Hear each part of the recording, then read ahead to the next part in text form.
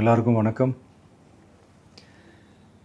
இந்திய அரசியல் சாசனம் நம்ம தமிழ்நாட்டில் இருக்கிற எல்லாருக்குமே கொடுத்துருக்கிற உரிமையில் ரொம்ப ரொம்ப முக்கியமானது ஓட்டிங் ரைட், வாக்குரிமை.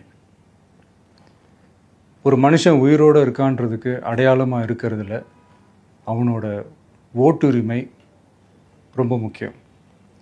அதனால தான் voting is not only our right but also our life. ஒரு முக்கியமான விஷயத்தை பற்றி இப்போ நான் உங்ககிட்ட ஷேர் பண்ண போகிறேன். இது நான் ஃபஸ்ட்டு கேள்விப்பட்ட உடனே எனக்கே ரொம்ப ஷாக்கிங்காக தான் இருந்தது. இப்போ நான் பேசிகிட்டு இருக்கிற இந்த நேரத்தில் தமிழ்நாட்டில் இருக்கிற நம்ம யாருக்குமே ஓட்டு போடுற உரிமையே இல்லைன்னு சொன்னால் நம்புவீங்களா? நான் நீங்கள் உட்பட யாருக்குமே அது இல்லை. நான் பயமுறுத்துறேன்னு நினைக்காதீங்க, அதுதான் நிஜமும் கூட. கொஞ்சம் ஏமாந்தால் நம்மளை மாதிரியே இன்னும் லட்சக்கணக்கான பேருக்கும் இதே நிலைமை தான். ஓட்டு போடுற அந்த உரிமையே இல்லாத மாதிரி ஒரு நிலைமை வந்தாலும் வரலாம். இதுக்கு மெயின் ரீசன் அந்த எஸ்ஐஆர், ஸ்பெஷல் இன்டென்சிவ் ரிவிஷன், சிறப்பு தீவிர திருத்தம். இப்போது இந்த எஸ்ஐஆர் நம்ம தமிழ்நாட்டில் எப்படி ஒர்க் ஆக போகுது?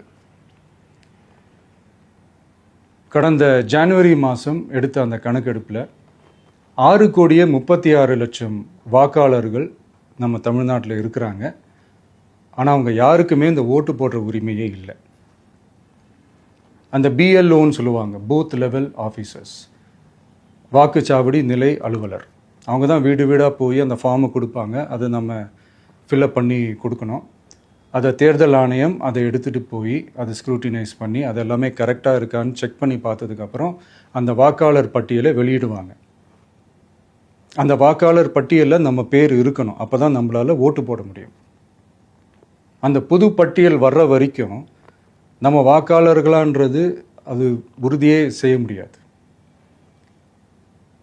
இன்கேஸ் அந்த புது பட்டியலில் நம்ம பேர் இல்லைன்னா அது ஒரு தனி ப்ராசஸ், அது ஒரு தனி ஃபார்ம், அது ஒரு தனி கிளைம்ன்ற மாதிரி அது ஒரு வேறு வேலை.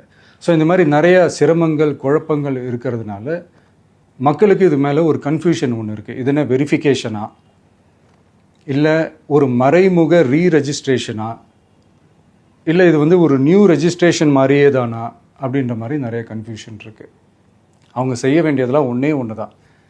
இந்த மாதிரி வீடு வீடாக போய் அந்த என்யூமரேஷன் ஃபார்ம் நம்ம ஃபில்அப் பண்ணி கொடுக்கும்போது அதுக்கான அக்னாலேஜ்மெண்ட்டை அந்த பிஎல்ஓ அந்த ஆஃபீஸர்கிட்ட இருந்து நீங்கள் வாங்கிக்கணும். அது ரொம்ப ரொம்ப முக்கியம். இது நான் சொல்கிறது வாக்காளர் பட்டியலில் ஆல்ரெடி உங்கள் பேர் இருக்கிறவங்களுக்கு நான் சொல்கிறேன். இப்போ புது வாக்காளர்கள், ஃபஸ்ட் டைம் ஓட்டர்ஸ், அவங்களுக்கு ஃபார்ம் 6ன்னு ஒன்று இருக்குது.